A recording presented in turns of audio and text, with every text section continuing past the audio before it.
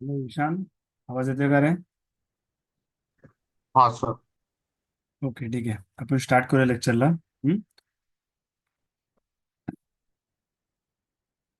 Oscillation चॅप्टरचे आपण MCQs बघतोय आज. ठीक आहे. बघा काय सांगितलंय, उलट झालंय आपण PYQs मध्ये. A string is under tension off 180 Newton and mass per unit length is 2 into 10 raised to minus 3 kilogram per meter. It produces two consecutive resonant frequencies with a tuning fork of which are 375 hertz and 450 hertz. The mass of the string is what? ठीक आहे. सगळ्यात पहिली गोष्ट, resonant frequency म्हणजे काय? ज्या वेळेला amplitude काय असतं, मॅक्झिमम असतं, तर आपण काय म्हणतो? रेझोनंट फ्रिक्वेन्सी म्हणतो. हम्म? मग रेझोनंट फ्रिक्वेन्सीच्या व्हॅल्यूजला बघा, ह्या ज्या दोन व्हॅल्यूज दिल्या आहेत त्यांनी, किती? 375 हर्ट्स आणि 450 हर्ट्ज. म्हणजे 375 हर्ट्जला एक रेझोनन्स होतं, म्हणजे मॅक्झिमम अँप्लिट्यूड आहे. आणि नंतर 450 हर्ट्जला एक मॅक्झिमम अँप्लिट्यूड आहे. ठीक आहे. मग त्याच्यामुळे त्यांनी मास ऑफ द स्ट्रिंग विचारलंय. ऍक्च्युली फॉर्म्युला काय सांगतो आपला, की टी इज इक्वल टू 2 पाय, सॉरी, फंडामेंटल फ्रिक्वेन्सीचा फॉर्म्युला आपण बघूया. Fundamental frequency produce on a string चा फॉर्म्युला आहे n is equal to 1/2 pi root of t upon n. तर हा जो टी है टेन्शन अप्लाइड आहे. ठीक आहे. नंतर हा जो एम आहे, हा मास पर युनिट लेंथ, हा मास नाही आहे. हा, ठीक आहे. आणि एन म्हणजे फंडामेंटल फ्रिक्वेन्सी.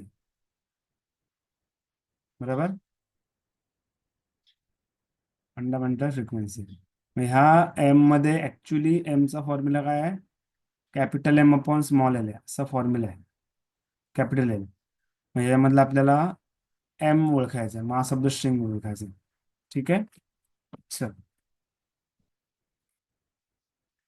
काय दिलंय बघा. आपण जसं मग फॉर्म्युला घेतलं तसं इथे दिलंय बघा त्यांनी. फक्त इथे म्यूच्या जागी आपण स्मॉल एम घेतले, बाकी डिफरन्स तोच आहे. फंडामेंटल फ्रिक्वेन्सी म्हणजे काय?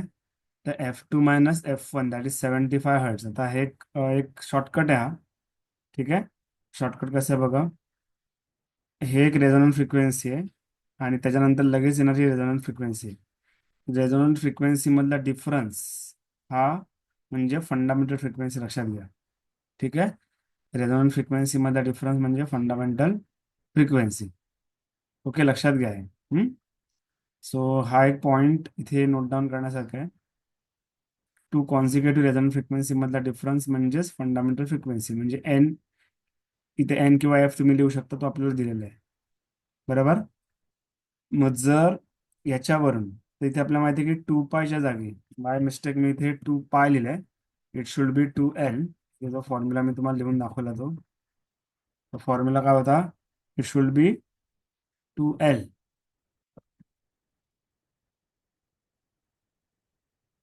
जे 2L आहे. ठीक आहे. मग त्या फॉर्म्युलामध्ये एन ची व्हॅल्यू किती मिळाली? 75 मिळाली आहे. इथे 2L आहे. इथे स्क्वेअर करावं लागेल, तेव्हा आपल्याला टी अपॉन एम पण युटिलाइज करता येईल. ठीक आहे. टी किती येते? 180 न्यूटन आहे. आणि स्मॉल एम, मास पर युनिट लेंथ आहे 2 × 10⁻³ मग इथे 180 आहे आणि इथे येणार 2 × 10⁻³ बरोबर.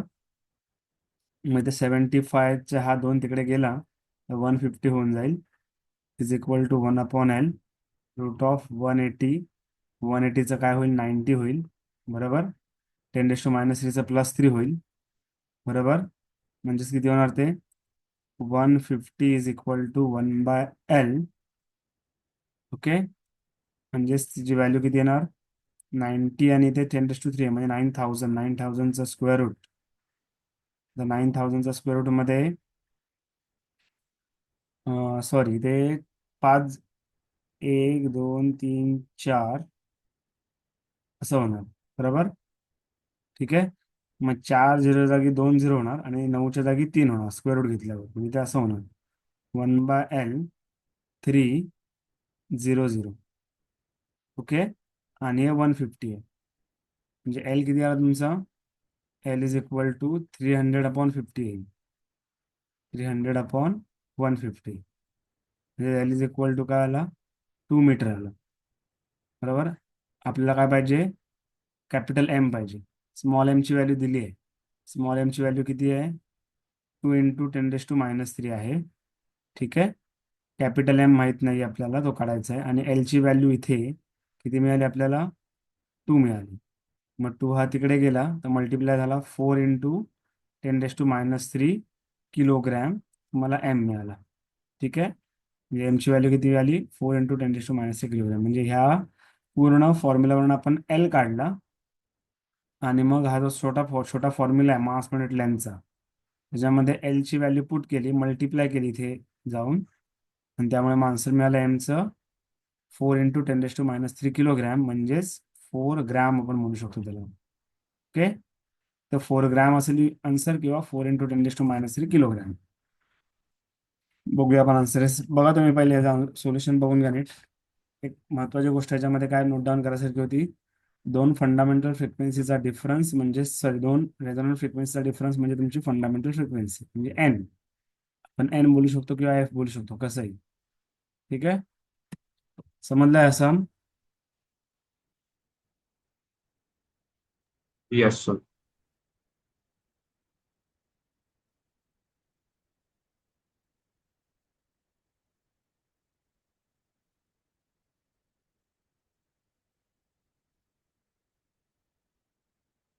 ओके, चला पुढे जाऊया आता.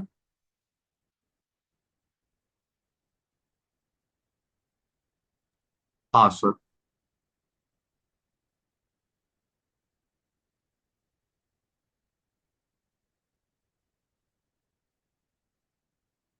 म्हणजे मगाशी काय आलं होतं? 4 ग्राम आन्सर येईल. आन्सर नंबर डी येईल. पुढे 75 number. A piece of wood has length, breadth, and height A, B, C, respectively. Its relative density is D. It is floating in water such that the side A is vertical. ठीक है. And side A is vertical. It is pushed down a little and released. The time period of SHM executed by it is what? ठीक आहे. त्याच्यामध्ये length आहे A, breath आहे B, आणि height आहे C, आणि त्याची रिलेटिव्ह डेन्सिटी आहे D. काय केलंय माहितीये का त्यांनी? याच्यामध्ये एक वुडन रॉड घेतलाय. ठीक आहे. वुडन रॉड मध्ये, वुडन रॉड आहे, त्याची लेंथ आहे A, ब्रेथ आहे B, आणि हाईट आहे C, अशी. ठीक आहे. आणि तो पाण्यामध्ये फ्लोट केलेला आहे. फ्लोट कसा केलाय? तर असा वर्टिकल, म्हणजे ए त्याची वर्टिकल सांगितली त्यांनी, असं वर्टिकली फ्लोट केलंय. ठीक आहे. मग ह्याला थोडं आपण जर वरून प्रेस केलं असं, हा वरखाली असं काय होईल? व्हायब्रेट होईल. हे लक्षात. ह्याला जर आपण वरून प्रेस केलं तर वरखाली व्हायब्रेट होईल. मग त्या व्हायब्रेशनचे टाइम पिरियड काय हे विचारले आपल्याला. कळालं का? व्हायब्रेशनचा टाइम पिरियड काय आहे तो विचारले. काय होतं ऑप्शन? हे सिच्युएशन काय समजले तुम्हाला? काय PYQ समजलंय? आता टाइम पिरियडचा फॉर्म्युला काय ऑसिलेशनचा? T = 2π√, एक आहे L/G, दुसरा तेच जर आपण घेतलं तर 2πI/μB एक आहे. ठीक आहे. हा एक फॉर्म्युला आहे. ओके. बघूया आपण आन्सर, बघूया त्याचा. बरं, लक्ष द्या. काय केलं त्यांनी बघा इथे. पहिली गोष्ट, रिलेटिव्ह डेन्सिटी म्हणजे काय, ते बघूया आपण. रिलेटिव्ह डेन्सिटी म्हणजे त्या वुडनची डेन्सिटी आपण पकडायची. ठीक आहे. फॉर्म्युला आपल्याला हाच वापरायचा आहे, टी इज इक्वल टू 2 पाय रूट ऑफ एल अपॉन जी. पण आता इथे आपल्याला प्रश्न येतो म्हणजे एल काय. जी तर जीच राहणार आहे, पण एल काय ते आपल्याला महत्वाचा प्रश्न आहे. त्यांनी काय दिलं बघा, weight of the wooden is equal to weight of water displace. तर आर्किमिडीजचं हे प्रिन्सिपल आहे ना, जेवढा पार्ट त्या वुडनचा आतमध्ये जाणार तेवढा पार्ट पाण्याचा बाहेर येणार. आर्किमिडीजचं हे प्रिन्सिपल आहे. म्हणजे इथे काय येणार, mass of wood into g. Weight of wood म्हणजे काय, मास इंटू जी. आणि वेट ऑफ वॉटर म्हणजे काय, मास इंटू जी. ठीक आहे. पण इथे मास ऑफ वुडन काय येणार, A B C into D into G. का असं दिलं त्यांनी, मासचा फॉर्म्युला काय असतो generally, in terms of density mass is equal to volume into density. हा माहिती आहे ना तुम्हाला फॉर्म्युला. मग volume is equal to what. हो. आता समजा हा जो रॉड आहे, ते आपण बघितला हा रॉड. या रॉडचा व्हॉल्यूम काढताना आपल्याला लेंथ, ब्रेथ आणि हाईट तिघांचं मल्टिप्लिकेशन करावं लागेल. लेंथ आहे ए, ब्रेथ आहे बी आणि हाईट आहे सी, म्हणजे हे झालं त्याचं व्हॉल्यूम. इंटू डेन्सिटी त्यांनी डी मानली आहे, म्हणजे हे झालं डेन्सिटी. या तिघांचं मल्टिप्लिकेशन म्हणजे मास झालं. म्हणजे एबीसीडी हे मास झालं टोटल. एबीसीडी हे टोटल मास झालं, इंटू जी केलंय बघा. Okay. Similarly mass of water displace, त्याचा फॉर्म्युला काय येणार, तर बी सी एल. आता ह्याच्यामध्ये काय घ्यायचं आहे, वन डेन्सिटी आहे, वॉटरची डेन्सिटी काय येणार, वन. ते वन घेतली. हा, तर बी सी एल का घेतलंय, ते बेसीएलचा इथे ते बीसीएल म्हणजे अशी लेंथ जेवढा तो रॉड आतमध्ये जातोय. ठीक आहे. मग त्यांनी काय सांगितलं, length is equal to D into A. एक मिनिट फक्त मला हे लक्षात घेऊन दे कसं काय आलंय ते. B c l, this is again volume. Volume is equal to,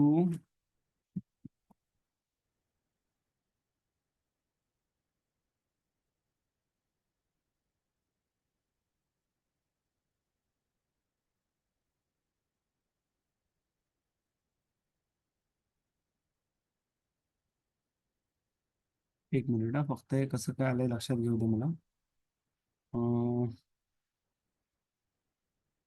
cancel काय काय होतंय बघा, बी सी कॅन्सल होतोय, हा बी सी कॅन्सल होतोय. A into D is equal to L मिळते.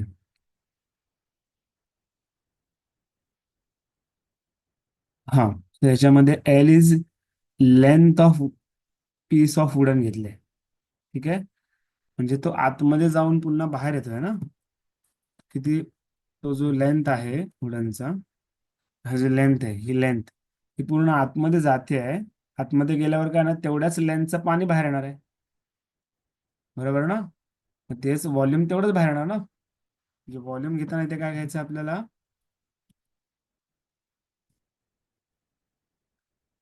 बी सी इंटू एल घ्यायचं.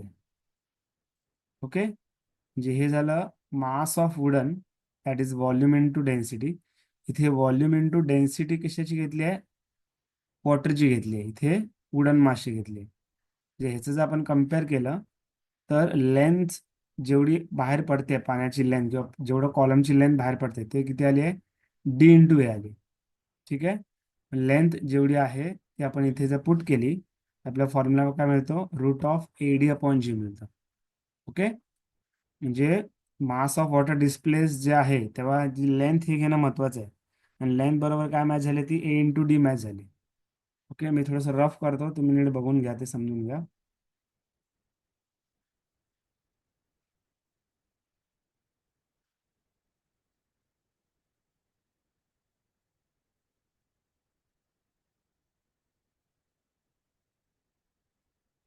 त्याच्यामध्ये एक महत्वाची गोष्ट लक्षात घ्या, त्यांनी हे जे काही ही जी लेंथ आहे, ही लेंथ ही वुडन मासची घेतली. पण पाण्यामध्ये तो पूर्ण रॉड आतमध्ये जात नाही, पाण्यामध्ये एवढंच लेंथ आतमध्ये जाते. म्हणजे पाणी जे डिस्प्लेस होतं ते एल एवढ्या लेंथच होत आहे. कळतंय का. जरी रॉडची पूर्ण लेंथ ए असली, तरी पाण्यामध्ये त्यांनी पूर्ण आतमध्ये रॉड नाही घातलाय. यांनी ते काय म्हटलंय बघा, it is push down a little, थोडासा आतमध्ये गेलेला आहे. म्हणून लिटिल म्हणजे किती आतमध्ये गेला आहे, ते एल एवढ्या लेन्थचा आतमध्ये गेलाय. मग तेवढाच पाण्याचा पार्ट बाहेर आलेला आहे. म्हणून पाण्याची जे मास घेताना त्यांनी काय घेतलंय, ए हा त्याचं, सॉरी बी ही त्याचं ब्रेथ आहे, आणि सी ही त्याची हाईट आहे, आणि एल एवढी लेंथ आहे, म्हणजे एवढाच पार्ट त्याचा आतमध्ये गेलाय ना. त्यामुळे ह्या पार्टचं व्हॉल्यूमच वॉटर, एवढ्या व्हॉल्यूमचंच वॉटर बाहेर पडणार. म्हणून व्हॉल्यूम ऑफ द वॉटर घेताना त्याने काय काय घेतलं बघा, बी सी एवढं length and, sorry b c काय झालं, विड्थ अँड ब्रेथ, आणि हाईट एल घेतली. त्यामुळे हे झालं व्हॉल्यूम ऑफ द वॉटर, आणि मग त्याला वन म्हणजे वॉटरची डेन्सिटी वन घेतली, त्यामुळे हे झालं total mass of the water.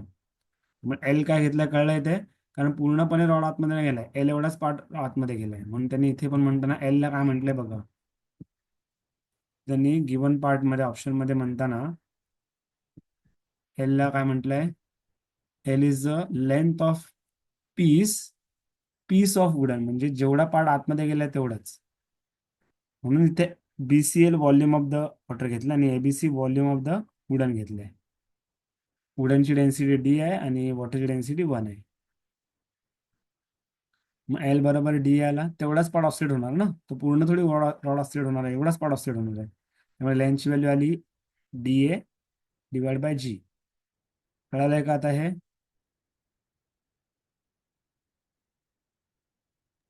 Yes, sir.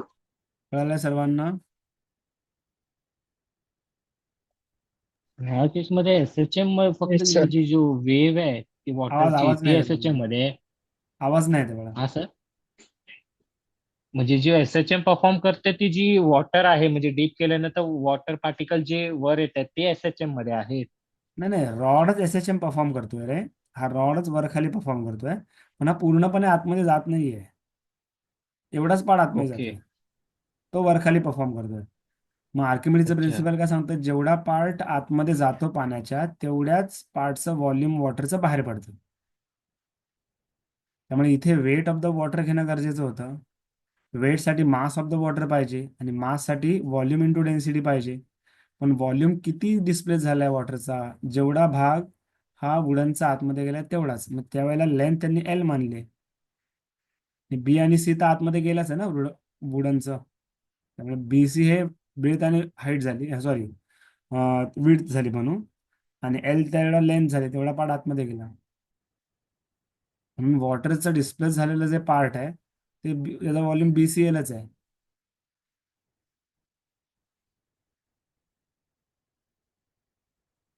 समजतंय का तुम्हाला? हा सर, एक मिनिट आहे. हॅलो, समजलंय का?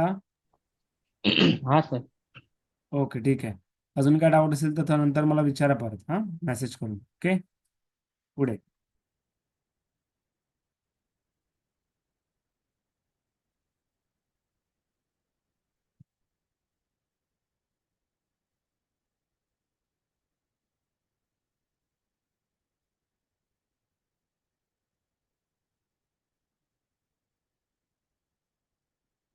बरं, काय दिलं बघा,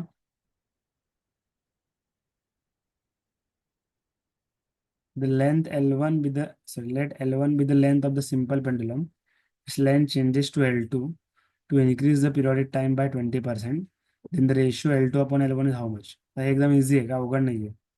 लेंथ L1 आधीची लेंथ आहे, आता लेंथ वाढवली आहे कशासाठी, पिरियॉडिक टाइम 20% वाढवायसाठी. मग L2 आपण L1चा रेशो विचारला.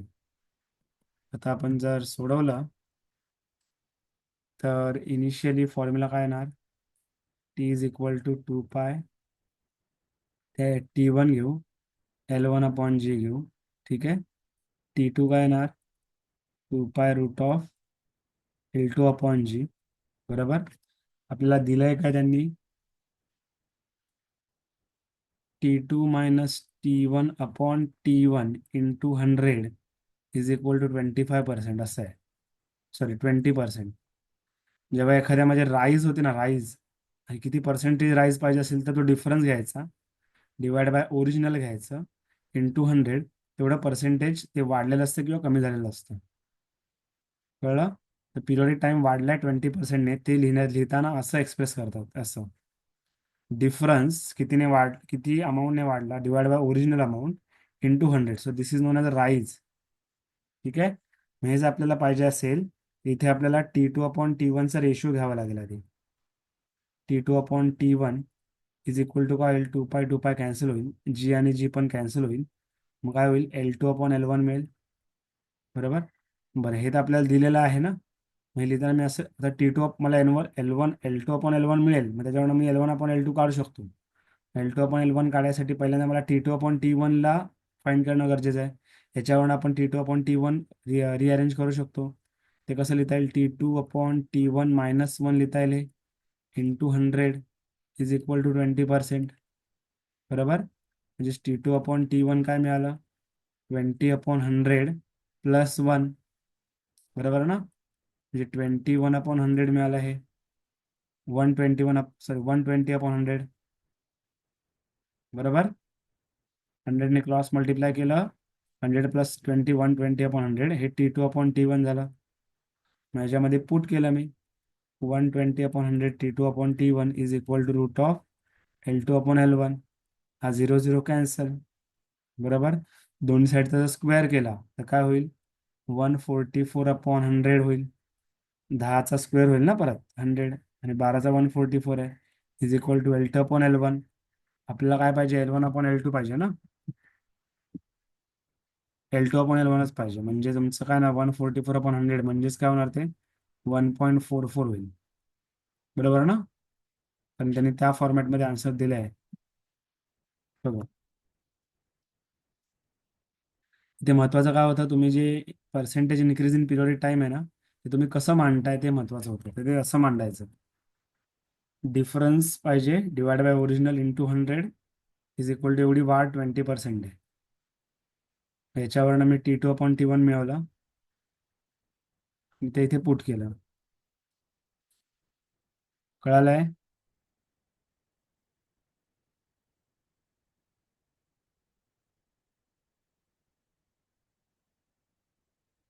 कळतं का सर्वांना. हा सर. काय डाऊट असेल तर विचारा. यश, तुझा आवाज थोडासा कमी येतो बाळा, तुला ऐकायला येत नाहीये. हा समजलं. एक मिनिट, माझ्याकडनं साऊंड कमी आहे का बघतो मी. हा, बोल आता जरा. हा समजलं ते हा, ठीक आहे. कॅल्क्युलेशन. माझ्याकडनंच प्रॉब्लेम होता, येतो आवाज आता. ठीक आहे. हा. बरं, पुढे.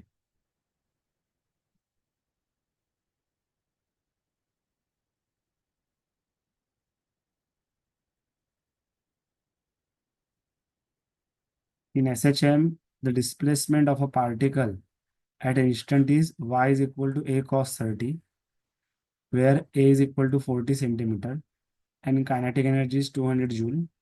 If force constant is 1 into 10 raised to x Newton per meter, then x will be what? त्या सर्वांना रिलेट करताना कसं रिलेट करणार ते महत्वाचं आहे. बरोबर. तर कायनेटिक एनर्जीचा ओरिजिनल फॉर्म्युला जो आहे SHM मधला, तो इथे वापरावा लागेल. ½ mv² वापरून चालणार नाही. ½ mv² हा जनरल लिनियर मोशन मधला कायनेटिक एनर्जी झाला. ऑसिलेटरी मोशन मध्ये कायनेटिक एनर्जीचा फॉर्म्युला कसा आहे बघा. मला सांगा, एक्सचा फॉर्म्युला काय दिलाय त्यांनी, ए कॉस, थोडंसं ट्रिकी करावं लागेल हे. ए कॉस 30 दिलाय ना इथे. एक्सचा फॉर्म्युला दिलाय ए कॉस 30. मग इथे ह्याचा वापर आपण वेलॉसिटीसाठी जर केला, मग इथे v² आपण टाकू शकतो. वेलॉसिटी काय येणार, dx/dt. बरोबर. मग dx/dt घेताना काय करणार तुम्ही, याचं डेरिव्हेटिव्ह काढणार, ए तसंच राहणार, कॉसचं डेरिव्हेटिव्ह साईन 30 येणार. बरोबर ना. आता 30 कॉन्स्टंट आहे, त्यामुळे पुन्हा त्याचा डेरिव्हेटिव्ह नाही काढायचा आपल्याला. बरोबर. मग साईन 30 म्हणजे काय, a/2. कळतंय. हे मी फक्त एक माझ्या वेने सोडवायचा प्रयत्न करतोय, बघूया आपण. साईन 30 जर a/2 असेल, 1/2 आहे ना, साईन 30 म्हणजे 1/2. बरोबर. म्हणजे तुमचा चा फॉर्म्युला 1/2 आणि कायनेटिक एनर्जी ½ mv² आहे. पण इथे एक गोष्ट अशी आहे की एम ची व्हॅल्यू ही आपल्याला कशी घ्यायला लागेल, एम इज इक्वल टू काय घेतात, के केचा फॉर्म्युला काय ऍक्च्युली, सॉरी, ओमेगाचा फॉर्म्युला असतो, केचा फॉर्म्युला आहे एम ओमेगा स्क्वेअर, बरोबर ना. म्हणजे एम इज इक्वल टू काय येणार, के अपॉन ओमेगा स्क्वेअर येईल, बरोबर. एकतर ही एक ट्रिक आपण वापरू शकतो, पण तिथे मला एक क्वेश्चन आहे की एम ला आपण के अपॉन ओमेगा स्क्वेअर कसं वापरणार, बघूया. त्यांनी मास दिलाय का, मास नाही दिला त्यांनी. मग आत्ता जे वापरलं ते थोडंसं आपल्याला वापरताना प्रॉब्लेम येईल. ठीक आहे, 1 मिनिट. बरं ठीक आहे, अजून कुठल्या पद्धतीने सोडू शकतो जरा विचार करा.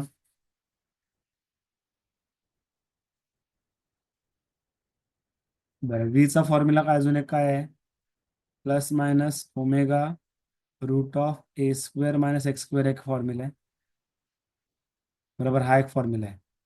कारण जर इथे आपण एक्सची व्हॅल्यू cos 30 पुट केली, तर एक्सची व्हॅल्यू काय मिळते, 40 इंटू √3/2 आहे, बरोबर ना. हे जर इथे पुट केलं तर आपल्याला कुठेतरी ऑप्शन मिळेल बघा. व्ही बरोबर काय येणार मग तुमचं, प्लस मायनस ओमेगा. मी ट्राय करतोय सेकंड ऑप्शन फक्त. ए म्हणजे 40 आहे, बरोबर, म्हणजे 1600 झाला. आणि याचा जर स्क्वेअर केला तर मायनस 40 इथे 20 होईल, आणि स्क्वेअर केला तर इथे 3 आणि इथे 400 होईल. 400 इंटू 3 म्हणजे 1200 होईल ते, बरोबर ना. Plus minus omega 1600 minus 1200. फक्त ट्राय करतोय मी. प्लस मायनस ओमेगा, हे काय मिळते आपल्याला, 400 मिळते. हा व्ही मिळतोय, म्हणजे व्ही ची व्हॅल्यू काय मिळाली पुन्हा, 400चा रूट म्हणजे किती, 20 ओमेगा मिळते, बरोबर, व्ही ची व्हॅल्यू. हां, आणि आपल्याला हे जी दिलेली व्हॅल्यू आहे ती किती आहे, कायनेटिक एनर्जीची व्हॅल्यू किती आहे, ती आहे 200 जूल. माझं आपण कम्पॅरिझन केलं बघा, मी नीट व्यवस्थित लिहितो. Kinetic energy is equal to half m v square. वेगवेगळ्या प्रकारे सोडवता येईल हे सम. मग इथे मी 200 टाकतो, हाफ, इथे मला एमच्या जागी के अपॉन ओमेगा स्क्वेअर घेतो मी, सांगतो ते का ते, बरोबर. इंटू व्ही जो आहे, व्ही काय मिळाला आपल्याला, ओमेगा इंटू 20 मिळाला, त्याचा स्क्वेअर करावा लागेल, half K upon omega square into omega square आहे इंटू 400 आहे. हा कॅन्सल झाला, बरोबर. हा टू तिकडे जाऊन मल्टिप्लाय झाला, म्हणजे काय आलं, 400 is equal to K into 400 असं आलं ते. 400 cancel, k is equal to 1 आलं, बरोबर. पण त्यांनी के ची व्हॅल्यू किती दिली आहे, त्यांनी दिलेली के ची व्हॅल्यू आहे 1 इंटू 10⁻⁴ दिलेली आहे. जर आता 1 इंटू 10⁻⁴ जर पुट केलं तर इथे 1, आणि इथे आपल्याला जर केला 1 घ्यायचा असेल तर 10⁻⁴ बरोबर 10⁻0 घ्यावा लागेल, म्हणजे एक्सची व्हॅल्यू 0 घेतली तरच ते होईल ना, के इज इक्वल टू 1. 10⁻0 म्हणजेच के इज इक्वल टू 1 होईल. जर के इज इक्वल टू 1 पाहिजे असेल तर एक्सची व्हॅल्यू किती घ्यावी लागेल, 0 घ्यावी लागेल. पण के इज इक्वल टू 1 कसाला कळलं तुम्हाला, ओरिजिनल फॉर्म्युला आपला हाफ एम व्ही स्क्वेअर होता, त्याच्यामध्ये एम ची व्हॅल्यू आहे के अपॉन ओमेगा स्क्वेअर. व्ही ची व्हॅल्यू आपण कशी मिळवली कळलं तुम्हाला. व्हीचा जो फॉर्म्युला होता, व्हीचा जो फॉर्म्युला होता ह्याच्यामध्ये मी व्हॅल्यूज पुट केल्या, त्याच्यामुळे व्हीची व्हॅल्यू मिळाली 20 ओमेगा. पण आपल्या कायनेटिक एनर्जीच्या फॉर्म्युल्यामध्ये मी त्याला पुट केलं, 20 ओमेगाचा स्क्वेअर झाला, 400 ओमेगा स्क्वेअर, आणि इथे ओमेगा स्क्वेअर कॅन्सल झाला, हा 2 मल्टिप्लाय झाला, कारण कायनेटिक एनर्जी 200 दिलेली होती. 400 cancel, k is equal to 1 मिळाला. पण त्यांनी k is equal to 1 into 10⁻⁴ दिलाय. जर ह्या दोन गोष्टी जर मॅच व्हायला पाहिजे असतील तर ही व्हॅल्यू 10⁻⁴ ची इथे 0 असायला पाहिजे. म्हणजे एक्सची व्हॅल्यू जी विचारली होती त्याची व्हॅल्यू आन्सर काय येईल, 1 मिनिट. त्यांनी इथे काय दिलंय आपल्याला, हा इथे एक अशी गोष्ट आहे की इथे सेंटीमीटरचं मी कन्व्हर्जन नाही केलं, त्यामुळे कदाचित प्रॉब्लेम होऊ शकतो, कारण त्यांनी इथे न्यूटन पर मीटर दिलाय आणि मी इथे सेंटीमीटरला सेंटीमीटर अज्युम केलंय, तर त्याच्यामुळे थोडासा इफेक्ट होऊ शकतो. बघूया आपण काय होतंय ते. ठीक आहे, थोडंसं आपण मागे जाऊन बघूया काय काय करू शकतो आपण ते. हे तर आपण करणार नाही, ह्याचा काय आपण यूज नाही केलाय ह्या पार्टचा, हे रिलीज करतो मी.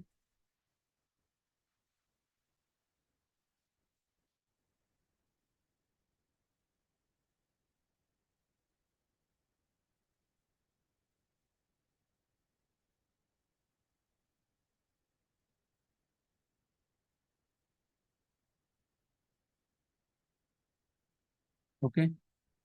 बरं. तर याच्यामध्ये तुम्ही जे ए ची व्हॅल्यू मिळेल तुम्हाला, एक मिनिट, त्याचं आपण एक्स ची व्हॅल्यू कशी मिळेल आपल्याला. एक्स ची value x is equal to 40 into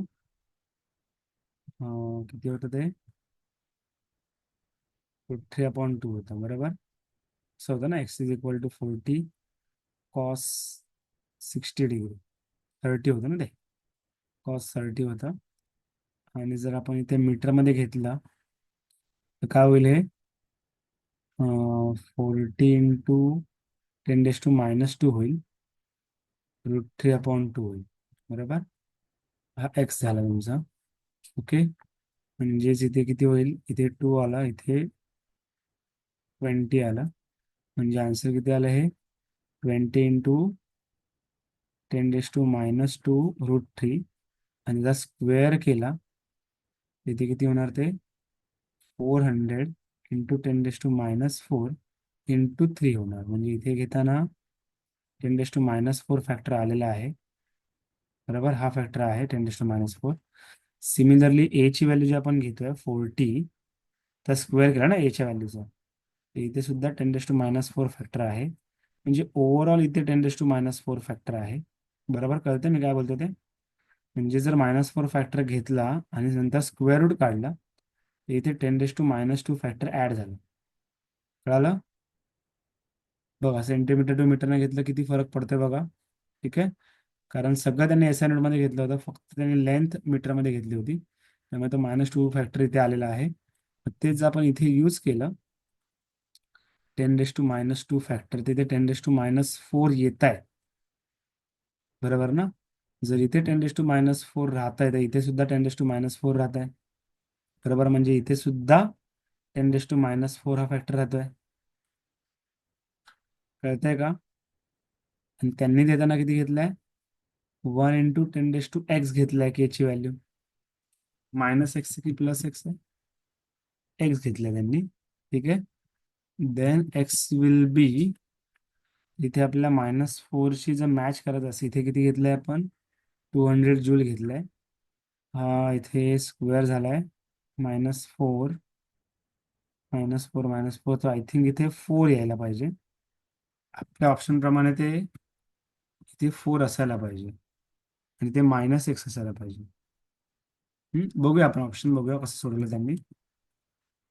वेगळ्या प्रकारे जरी सोडलं असलं तरी बघा. हा, त्यांनी काय केलं बघूया आपण. 20√3 सेंटीमीटर काढला, बरोबर. आता इथे 10⁴ घेतला. 10⁴ का आला कळलं तुम्हाला. हे हा सेंटीमीटर टू मीटरचा 10⁴ आहे, कळतंय का. ठीक आहे. मग बरोबर समजलं, माझ्याकडनं मिस्टेक काही समजली. मग इथे जे आपण सांगतो कसं काय येणार ते, जे आपलं आहे, बरोबर, काय चूक नाही आहे.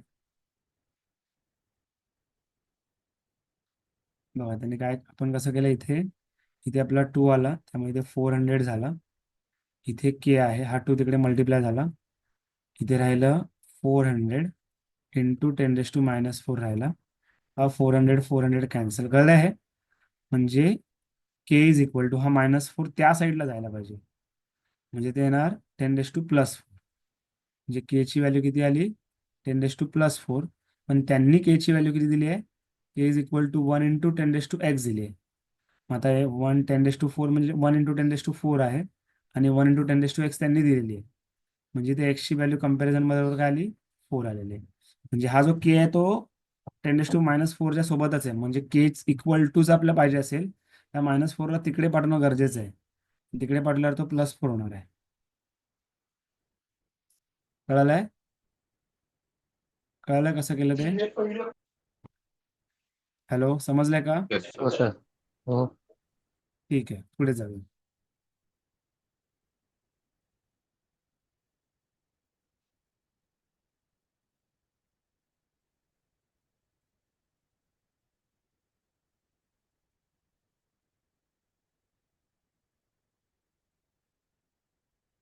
Frequency of particle performing SHM is 10 hertz.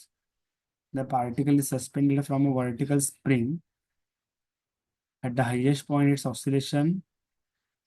At the highest point of its oscillation, the spring is unstretched. Maximum speed of the particle is what? Frequency of particle performing SHM is 10 hertz आहे. आणि particle is suspended from vertical spring. At the highest point of oscillation, the spring is unstretched. The maximum speed of the particle is what? ठीक आहे. काय दिलं बघा त्यांनी? एक spring असेल, हा, आणि इथे एक मास अटॅच केलाय. हा पार्टिकल आहे. हे पार्टिकल ऑसिलेट होते, लक्षात घ्या. असा पार्टिकल ऑसिलेट होतो. पार्टिकल ऑसिलेट झाल्यावर हा मास इथे आलाय, समज इथे आलाय एका पोझिशनला, तेव्हा ही स्प्रिंग अशी स्ट्रेच होणार, अशी होणार ती इथे आल्यावर पार्टिकल. बरोबर ना? मग ह्या पोझिशन, म्हणजे हीच पोझिशन आहे ती इथे दाखवली मी. फक्त ती स्प्रिंग अनस्ट्रेच आहे, इथे स्ट्रेच झाली आहे आणि ते अनस्ट्रेच आहे. मग ह्या पोझिशनला असताना त्यांनी काय सांगितलंय? ह्या पोझिशनला असताना मॅक्झिमम, हा सॉरी, म्हणजे जेव्हा तो पार्टिकल वरती जातोय ना, तेव्हा ती पूर्णपणे अनस्ट्रेच स्प्रिंग आहे. मग असं सिच्युएशन असताना व्ही मॅक्स किती आहे हे ओळखायचं आपल्याला. व्ही मॅक्स म्हणजे काय? व्ही मॅक्सचा फॉर्म्युला काय ऍक्च्युली? काय फॉर्म्युला आहे? ए ओमेगा आहे ना? व्ही मॅक्सचा फॉर्म्युला काय? ए ओमेगा आहे ना?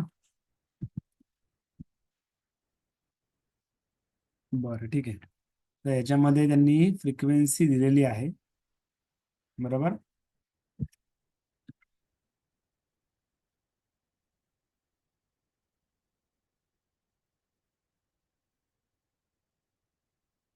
नंबर आहे ते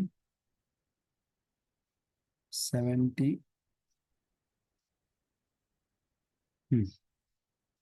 त्याच्यामध्ये त्यांनी वेगळा फॉर्म्युला कसा वापरला बघा. T is equal to 2π√m/k.